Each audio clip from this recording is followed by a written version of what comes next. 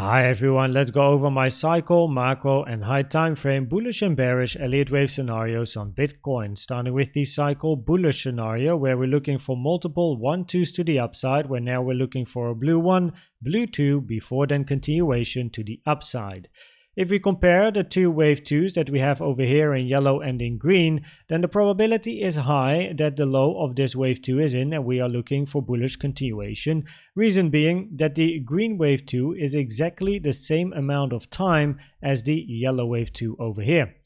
If we then also compare the different impulses, the different wave 1s with one another to get a better idea of when the new all-time high might be made in the blue wave 1, then you can see the yellow wave 1 was a little bit shorter compared to the red wave 1 as it went to the 0.786 fib time. However, the green wave 1 was exactly the same amount of time as the yellow wave 1. So the 1-to-1 and the 786 are important also for the high of this blue wave 1, which gives us an estimation with the 1-to-1 sitting at October 2025, the 786 at March 2025, and just for a little bit of wiggle room, the 0.618 is sitting at September 2024. If we then finally look at the highs of the different wave 1s to also get a price target for this blue wave 1 here, then you can see the yellow wave 1 went to the 0.618 trend-based fib extension, meaning the yellow wave 1 is shorter than the red wave 1. And you can also see that the green wave 1 is shorter than the yellow wave 1 as it also went to the 0.618. So therefore the 0.618 and also the 786 to create a little bit of an area are on my chart, which gives us a target between 100k and 180k. If we then look at the pink bar patterns over here, which is basically a copy of a previous price action, and to be more specific, these are the starts of the bull markets that we had previously, then we can see that currently price is doing pretty okay if we compare it with the starts of previous bull markets. You can see over here price is currently ranging at like around the same area as we should be for a bull market, and also compared with the bull market that started in 2015, we're pretty much at the same area as expected. If we then zoom in to this structure over here, the latest bull market and bear market in green, now of course looking for the blue wave 1 to the upside, then this is the sub-degree count of this 5-wave structure to the upside in wave 1. Wave 2 retracing close to the 0.5 common target for a wave 2, and also retracing and ending just before the 0.382 fib time taken from the low to the all-time high, after which we expect continuation. Now talking about continuation, we have to go to the daily time frame to zoom in to the high time frame, where we are now looking for this double 1-2 scenario. We have a wave 1 in green. We have a running flat in wave 2, retracing to the 0.382 Fibonacci taken from the low to the high of this wave 1 over here. Less common for 2, more common for B. However, in a strong bull market, this is a target you like to see for a wave 2 for then a bounce to the upside. And now we are then again looking for another wave 1, 2 before then continuation to the upside. The blue count is a lower degree Elliott wave count, with in green a 1, 2, 3, 4, 5, and then inside the green wave 3 we are looking for these 5 waves in blue, and then a 1, 2, 3, 4, 5, because we like this wave 3 to extend, right, especially in a cycle or macro bullish scenario.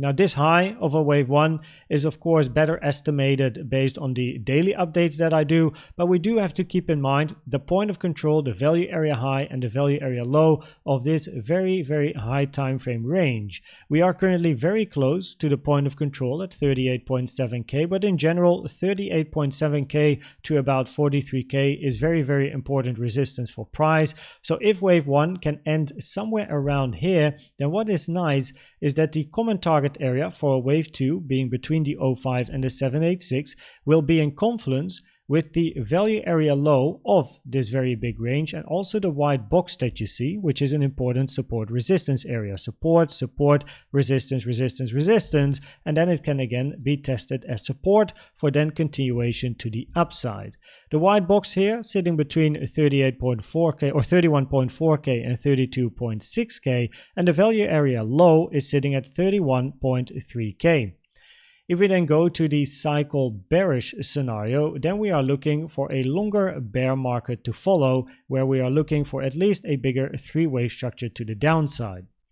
Here we first have a wave 1, 2, 3, 4, 5 finishing the red wave 1, looking for a multi-year bear market to the downside for a wave 2 before then continuation to the upside. Now commonly for a wave 2 on the lower time frames, you like the 0.5 to the 786 to be hit, which is between $400 and $20, which of course doesn't make sense. But just like you can see over here, this yellow wave 2 did not retrace to the 302, instead it bounced on the 236. The 236 would be a maximum target for me, which is sitting at about 6k, and the invalidation really of this scenario would be actually price taking this low over here at about 3k. We would expect a bounce before hitting that level back towards the upside. And also I have 2 fib times on the chart. The 0.236 is sitting at April 2024 and the 302 at September 2025, where especially the 302 can be an interesting area for a low.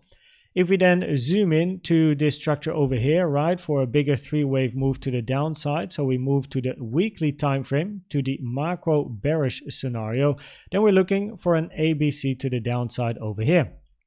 In this scenario, we have the red wave 1 finished, right, looking for the red wave 2, and then a bigger 3-wave structure to the downside, where we are looking for this wave C to end. Now, currently on the logarithmic chart, the target for this wave C is a lot higher than on the linear chart, as I will show you in a second. But in general, we expect the high of this green wave C and also therefore the yellow wave B to be made in between the golden pocket to 786 area, which is between basically 38.7k in confluence with that point of control, and the value area high 786 area between 48 to 50k. So in general, 38 to 50k is the area of resistance that is very important for both the bullish and the bearish scenario, because in the bearish scenario we are then looking for price to move towards the downside once more, where the target for wave C is in confluence with the golden pocket taken from the low to the all-time high, as well as the value area high of this multi-year volume profile sitting at about 9.7k. So the general area is between 11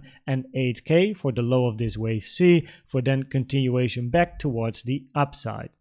If we then zoom in more locally on the daily time frame once more and look at the bearish scenario, then now you can see that the 1-to-1 of wave C is at 40k, not 50k as just now shown on the macro time frame, and that is the difference between the linear chart, where now you can see the 1-to-1 is at 50k, or over here, or that was the log chart, or the linear chart, which I have now, where the 1-to-1 is at 40k, right? So in general, it's just a big area of resistance, 40 to 50k for the high of a wave C.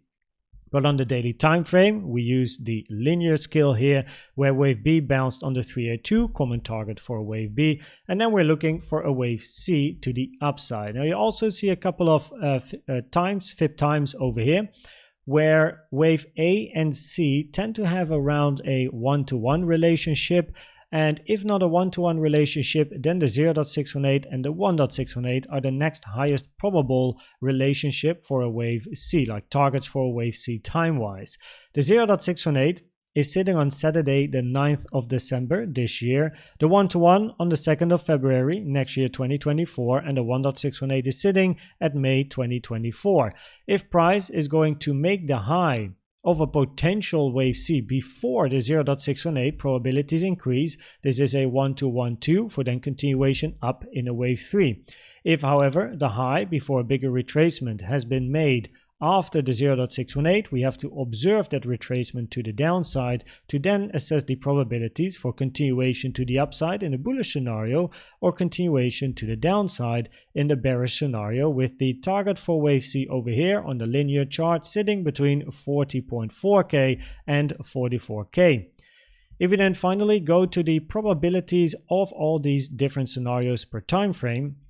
then on the cycle time frame at the moment, based on the information we have also locally, we are still looking for higher prices, and the probabilities on the cycle are currently higher for the bullish scenario, where this wave 2, this bear market over here, was exactly the same amount of time as the previous bear market, which of course is nice, but the high time frame and also the lower time frames, my daily updates, will give us more guidance on the probabilities, because the lower time frame Elliott Wave counts will eventually result, of course, in the higher time frame Elliott Wave counts. Now, if we look at the probabilities of the macro and the high time frame scenarios shown earlier, then on the macro, in both cases, we are looking for that 40 to 50k area to be hit for then the bearish scenario in an ABC move continuation to the downside, or the bullish scenario and then a 1 to 1 2 and continuation to the upside. And currently, more locally, when we zoom in that daily time frame, the probabilities are at the moment higher